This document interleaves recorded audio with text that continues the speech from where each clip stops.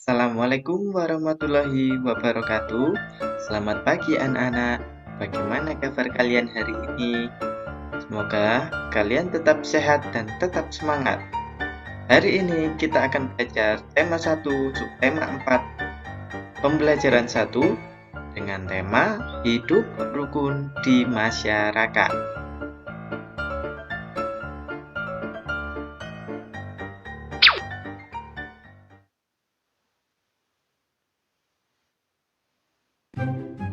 Pertama-tama, mari kita lihat tujuan pembelajaran pada hari ini.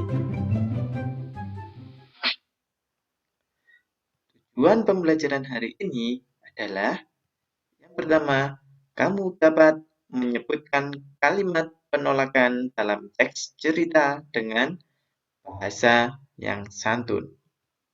Yang kedua, kamu dapat mengidentifikasi bahan alami dan alat untuk membuat karya hiasan. Yang ketiga, kamu dapat melakukan penjumlahan menggunakan teknik simpan. Dan yang keempat, kamu dapat melakukan pengurangan menggunakan teknik pinjam.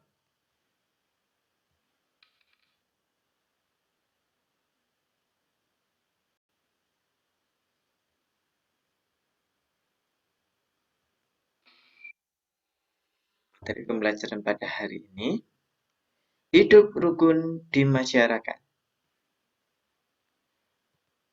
Gambar manakah yang menunjukkan sikap hidup rukun di masyarakat? Di sini ada dua gambar. Gambar yang sebelah kiri terdapat gambar warga yang sedang bergotong royong membersihkan lingkungan masyarakat. Sedangkan gambar yang sebelah kanan terdapat jalan yang kotor dan banyak lubang, tampak seperti lingkungan yang tidak terawat.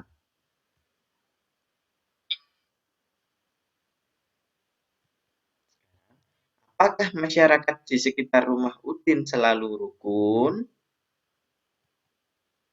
Beri tanda checklist atau centang untuk gambar yang menunjukkan sikap rukun di masyarakat. Nah, gambar yang pertama, di sini terdapat gambar membantu orang yang sedang kecelakaan atau sedang terjatuh. Menurut kalian, diberi tanda apa yang tepat, termasuk sikap hidup rukun di masyarakat atau bukan?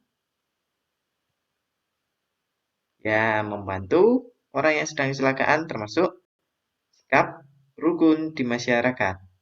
Gambar berikutnya, bermusyawarah memperbaiki jalan. Kira-kira termasuk sikap hidup rukun atau tidak? Ya, termasuk sikap rukun di masyarakat.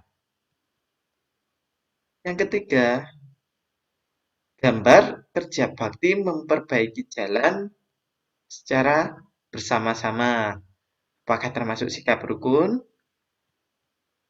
Benar, termasuk sikap rukun di masyarakat. Dan gambar yang terakhir, membiarkan jalan rusak dan penuh sampah, lingkungannya tidak diperhatikan.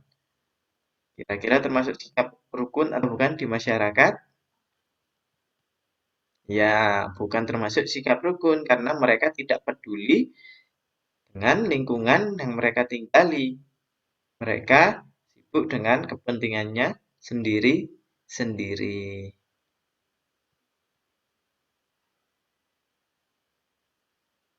Sekarang, ayo mengamati. Di sini ada gambar Udin membuang sampah. Kita baca bersama, judulnya Membuang Sampah di Tempat Sampah. Udin selalu menjaga kebersihan. Sampah-sampah yang berserakan dibuang di tempat sampah. Sebaliknya, Badu tidak menjaga kebersihan rumah. Badu membuang sampah ke dalam got. Buang saja sampahmu ke dalam got dekat rumah. ajak Badu kepada Udin. Tidak mau ah, nanti air got menjadi tergenang dan bau, jawab Udin. Badu menyadari bahwa perbuatannya tidak baik. Ia minta maaf kepada Udin. Badu juga berterima kasih kepada Udin karena sudah mengingatkan agar tidak membuang sampah sembarangan. Nah,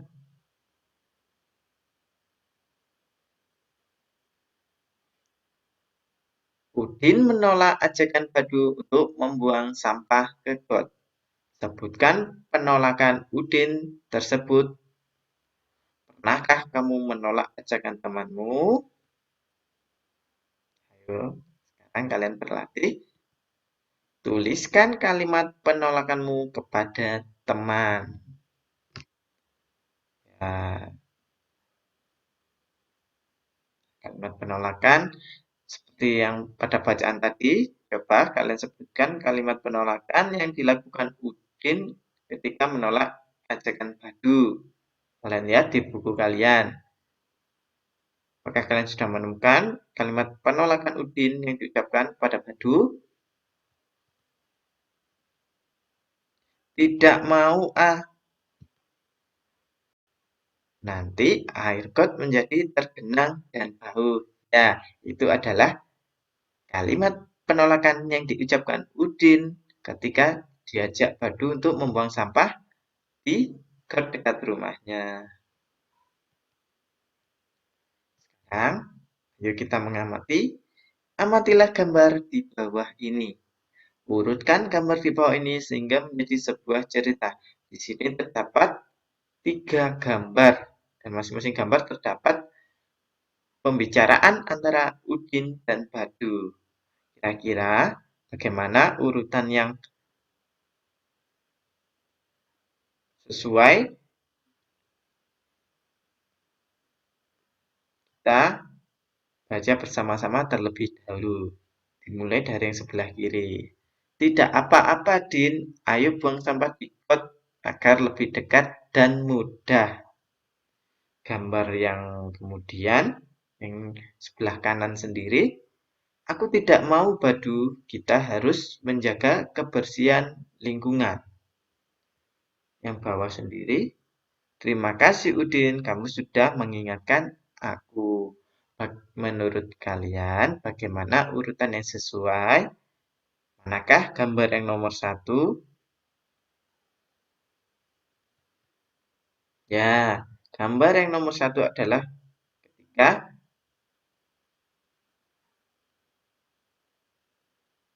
Badu menyarankan Udin untuk membuang sampah di got dekat rumah supaya lebih mudah. Kemudian, gambar mana yang kedua?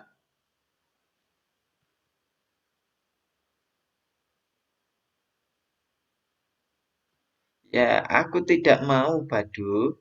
Kita harus saling menjaga kebersihan.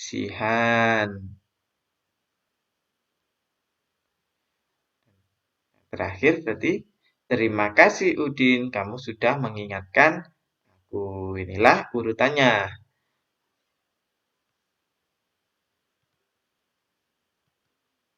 Sekarang ayo mengamati.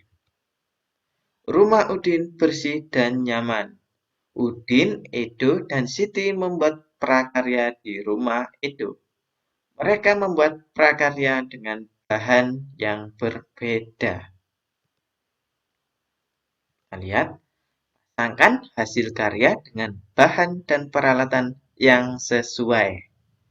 Nah, di sini terdapat gambar peralatan dan hasil karya yang telah dibuat oleh Udin, Edo, dan Siti. Yang pertama, di sini peralatan menggunakan bahan alam biji-bijian. Kira-kira hasilnya yang mana yang sesuai dengan peralatan dan bahan biji-bijian? Kita tarik garis. Ya, gambar yang paling sebelah kanan. Ini adalah hasil karya atau yang disebut kolase dengan bahan alami biji-bijian. Kemudian alat dan bahan yang kedua adalah alatnya sama seperti yang gambar sebelah kiri, yaitu ada kertas karton biasanya, kemudian lem, alat untuk meratakan lem, dan bahannya ada pasir dan kerang. Kira-kira yang mana hasilnya jika menggunakan alat dan bahan yang nomor 2 ini?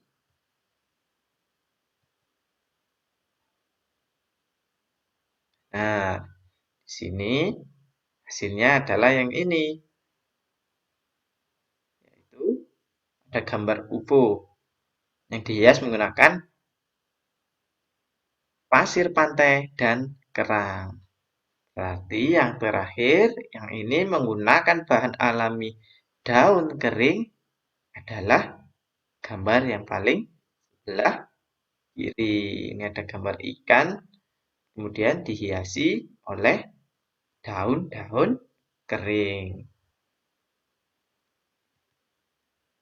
Sekarang, tuliskan alat dan bahan yang digunakan Udin, Edo, dan Siti. Ya, dimulai dari Udin. Udin yang sebelah kiri ini, alatnya adalah kertas karton, lem, dan pensil. Kemudian bahannya itu bahan alami, biji jagung, biji kedelai, dan biji kacang hijau.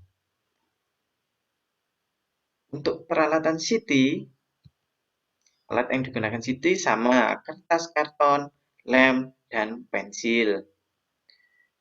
Bahannya berbeda, bahan alami yang digunakan oleh Siti yaitu pasir pantai dan kerang. Dan yang Edo menggunakan alat kertas karton, lem, pensil, dan ditambah gunting. Sedangkan bahannya adalah daun kering atau daun-daun yang sudah dikeringkan. Ini adalah alat dan bahan yang mereka gunakan untuk membuat karya hiasan kolase. Sekarang, ayo berlatih. Udin dan Mutiara membuat prakarya dari biji-bijian. Udin menggunakan biji-bijian hingga 239 butir, sedangkan Mutiara sebanyak 185 butir.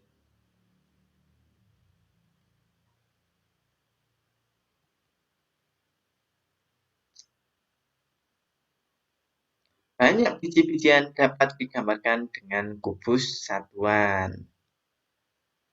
Nah, di sini terdapat gambar tabel. Mari kita gambar milik Udin, yaitu 239. Ingat, mulai dari ratusan, puluhan, dan satuan. Untuk Mutiara adalah 100. Ini berapa? 1, 2, 3, 4, 5, 6, 7, 8, 85. Pertanyaannya, jumlah biji-bijian yang digunakan Udin dan Mutiara adalah jumlah, berarti harus kita tambahkan antara milik Udin dan milik Mutiara. Jumlahnya adalah, kita mulai penjumlahan dari nilai tempat satuan. 9 ditambah 5 sama dengan 14. 14 adalah 10 ditambah 4. Yang kita tuliskan hanya nilai tempat satuan, yaitu 4. 10-nya ditaruh di mana? 10-nya dijumlahkan atau disimpan di nilai tempat puluhan. Sebelumnya, kita hitung dulu nilai tempat puluhan. 1, 2, 3, 4, 5, 6, 7, 8, 9, 10, 11. 11 nilai 11 puluhan yaitu adalah 110. Ditambahkan simpanan 10 dari milik 14 tadi menjadi 120. Namun tidak kita tulis 120 karena ini nilai tempat puluhan, hanya kita tulis 20. Yang 100 ditaruh di mana? Yang 100 disimpan di nilai tempat ratusan. Nah, sama-sama ratusan. Di sini ada 100, 200, 300 dan ditambah nilai tempat dan ditambah 100 simpanan dari milik 120 menjadi 400. Dengan demikian bisa disimpulkan jumlah biji-bijian yang digunakan Udin dan Mutiara adalah 424. Kita nulisnya hanya angka depan saja. 424. Nah, seperti ini. Lagi-lagi, berapakah selisih biji-bijian yang digunakan Udin dan Mutiara? Milik Udin 239, sedangkan milik Mutiara 185. Ingat, berapakah selisih? Yaitu, kalau mencari selisih dengan cara dikurangi. Kita tarik garis, beri tanda kurang. Nah, kita kurangi dari nilai tempat satuan atau yang paling belakang dulu. 9 dikurangi 5 sama dengan 4. Kemudian beralih ke nilai tempat puluhan. 3 dikurangi 8. Meskipun ini seharusnya 30. Tapi kita tulis 3 saja. 3 dikurangi 8. Atau 30 dikurangi 80. Nah, berapakah 30 dikurangi 80 menurut kalian? Benar, tidak bisa. Bagaimana caranya bila tidak bisa dikurangkan? Yaitu pinjam nilai tempat depannya atau ratusan. Nah, di sini ada 200. Kita coret. Kita pinjam 100. Sehingga di sini tersisa 1 atau tersisa 100. Yang 100-nya kita tulis di sini 100. Setelah mendapat pinjaman 100, nilai tempat bulan menjadi 130. Nah, 130 dikurangi 80 baru bisa, yaitu hasilnya 50. 50 tidak kita tulis langsung 50 di sini. Kita tulis angka 5 saja. Karena sudah mewakili nilai tempat puluhan. Sudah dibaca 50. Di sini nilai tempat ratusan tadinya 200. Atau di sini hanya angka 2. Dipinjam 100. Atau dipinjam 1. Di sini sehingga sisa 1. Dikurangi 1 sama dengan 0. Ya, di nilai tempat ratusan 0 karena tinggal 100 dikurangi 100 milik yang bawah jadi 0. Bila 0 tidak perlu ditulis, hanya cukup 54 seperti ini saja.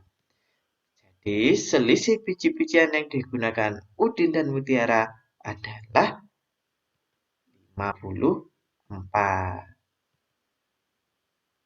Sekarang buatlah bilangan 3 angka terbesar dan terkecil dari angka berikut.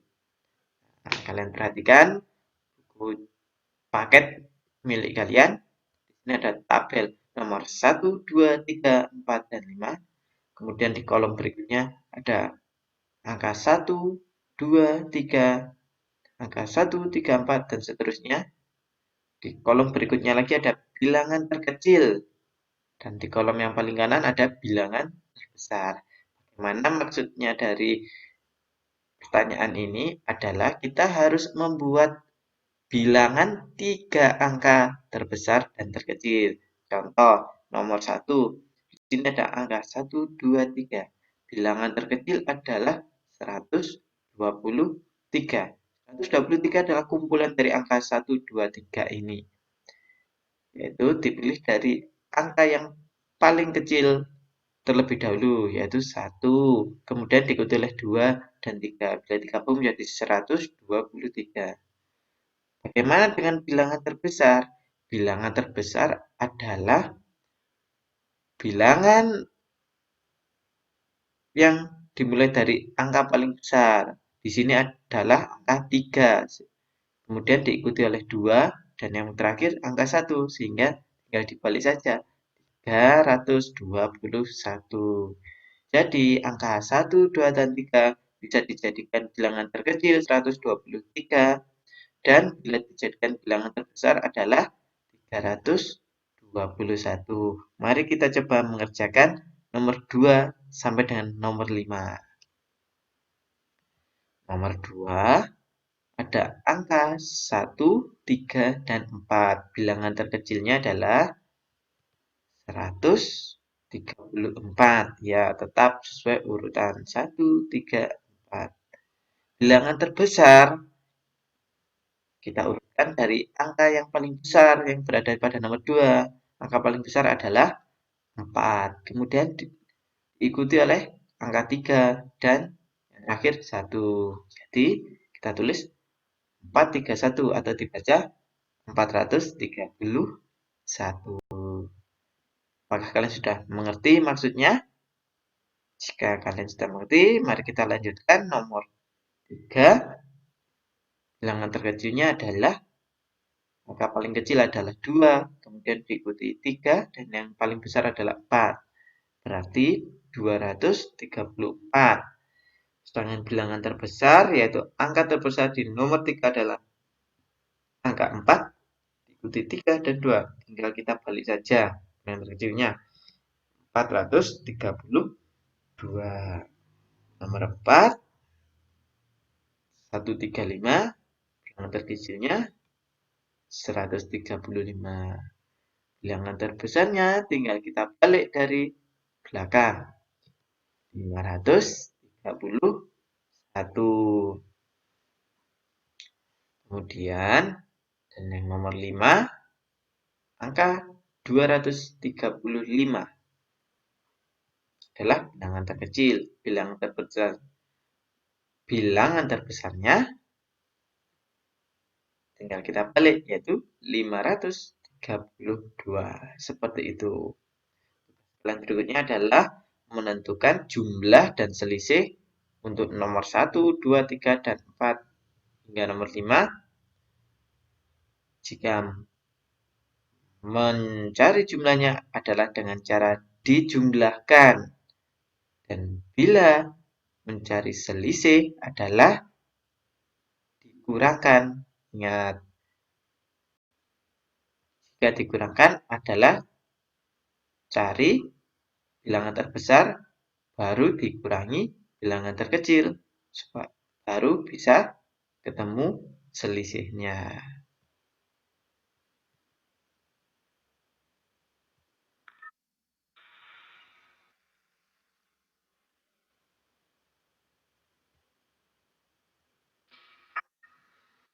Kesimpulan pembelajaran pada hari ini, sekarang kamu bisa menyebutkan kalimat penolakan dengan santun. Yang kedua, sekarang kamu bisa mengidentifikasi bahan alami dan alat untuk membuat karya hiasan. Yang ketiga, sekarang kamu bisa melakukan penjumlahan menggunakan teknik simpan. Dan yang keempat, sekarang kamu bisa melakukan pengurangan menggunakan teknik pinjam.